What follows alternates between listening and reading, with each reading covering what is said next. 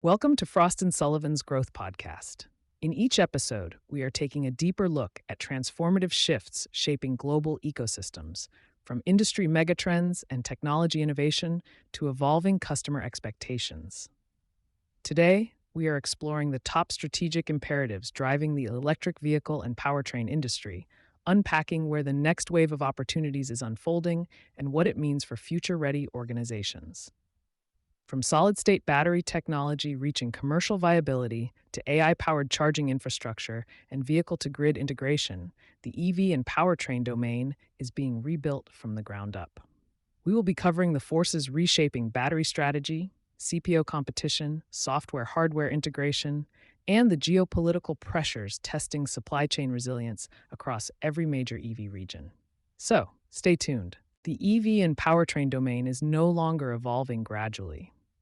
Battery chemistry is advancing faster than most product roadmaps anticipated. EV charging infrastructure is scaling across urban and highway corridors simultaneously, and software-led mobility platforms are redefining what a vehicle actually is. Every one of those shifts is happening at the same time. What makes this particularly important for OEMs, Tier 1 suppliers, and charging point operators is that the competitive dynamics are changing faster than most strategy cycles can accommodate.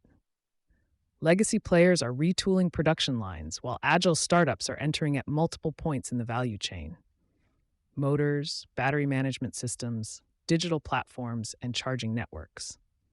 Chinese manufacturers are bringing modular, cost-competitive EV alternatives into global regions that were once considered strongholds for established brands. The common thread running through all of this is that the organizations navigating this environment well are not the ones making incremental updates to existing models. They are the ones making bold, forward-looking commitments to a new set of strategic imperatives, committing early, committing at scale, and building the organizational capability to execute. Three developments are standing out right now. First, ultra-fast and megawatt charging is removing one of the last remaining psychological barriers to mass EV adoption: range anxiety tied to charging time. Charging systems capable of delivering up to 400 miles of range in under 15 minutes are moving from high-end installations into broader deployment. AI and machine learning are being layered on top of these networks to optimize charger placement, improve uptime, and reduce operational costs across large-scale charging infrastructure. Second, battery innovation is accelerating across multiple chemistries simultaneously. Lithium-ion remains the dominant commercial format, but sodium-ion and solid-state battery technology are gaining serious momentum. Solid-state batteries are expected to enter mass production from 2027, and the OEMs and battery manufacturers running pilot production lines right now are building the manufacturing know-how that will determine supply chain leadership in the following decade. Third, the shift from 400 volts to 800 volt vehicle architecture is picking up pace across premium and high-performance segments. The physics are straightforward. 800 volt platforms support significantly faster charging, reduce cable weight, generate less heat, and improve overall energy efficiency across the drivetrain. As OEMs scale 800 volt platforms, the entire charging and grid infrastructure ecosystem is adjusting around them. Are you aligned with the battery and architecture roadmaps that will define competitive positioning through the end of the decade? Competitive intensity in the EV industry is coming from two directions at once.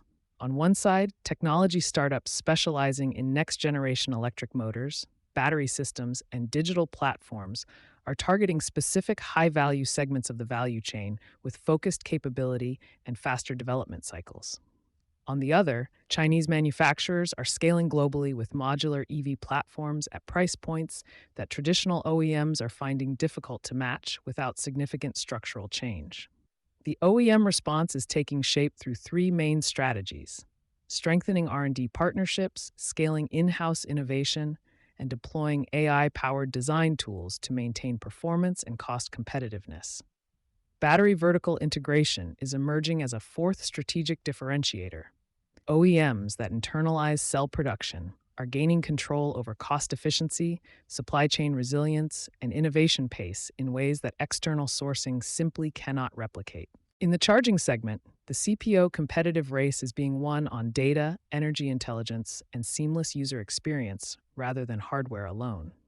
Pure-play CPOs, utilities, and automakers are all competing for the same real estate, capital, and customer relationships. The platform-based CPO model, where intelligence and experience differentiate the offering, is becoming the dominant competitive format. How is your organization positioning its competitive response to the simultaneous pressure from new entrants and established regional competitors?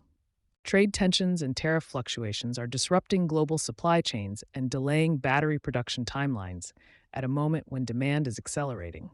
The concentration of lithium, cobalt, and rare earth mineral processing in a small number of geographies is creating structural dependency that very few OEMs have fully mitigated. Companies are responding by diversifying sourcing regions, investing in alternative battery chemistries, and building regional manufacturing resilience. But these are multi-year programs, and the risk window is open right now. Policy fragmentation is compounding the challenge. The U.S. Inflation Reduction Act, EU battery passport regulations, and China's domestic EV incentive landscape are creating an asymmetric operating environment where compliance costs and regional access rules differ significantly across the markets OEMs are competing in. Organizations are reconfiguring product portfolios, localizing supply chains, and pursuing region-specific compliance strategies. But the pace of policy change is making this a continuous, active management exercise rather than a one-time adjustment. Are you addressing supply chain and regulatory exposure with a strategy that can hold up across multiple policy cycles and geopolitical scenarios? Let us close with the practical takeaways. What the organizations navigating this environment well are actually doing differently. 3 patterns are standing out consistently. First, they are committing to battery vertical integration as a strategic priority, not just a cost management exercise. The OEMs building internal cell production capability now are positioning themselves for supply chain control, innovation speed, and margin resilience at a scale that pure procurement strategies cannot achieve. Second, they are treating software-hardware integration as a core capability gap that needs to be closed urgently. The growing demand for software-defined EV experiences is exposing talent shortfalls and integration challenges within legacy engineering teams. The organizations winning this transition are not waiting for the talent market to supply what they need. They are building internal capability through accelerated hiring, partnership-led development, and restructured engineering processes.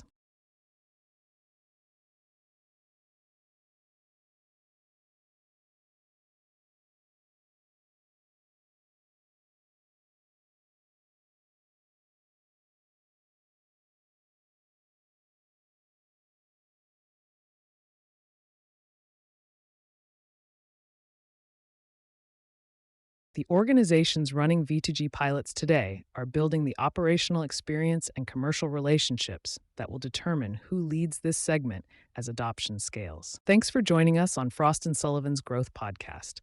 For access to our research, competitive benchmarking, and best practice frameworks, head over to frost.com or email us at hello@frost.com.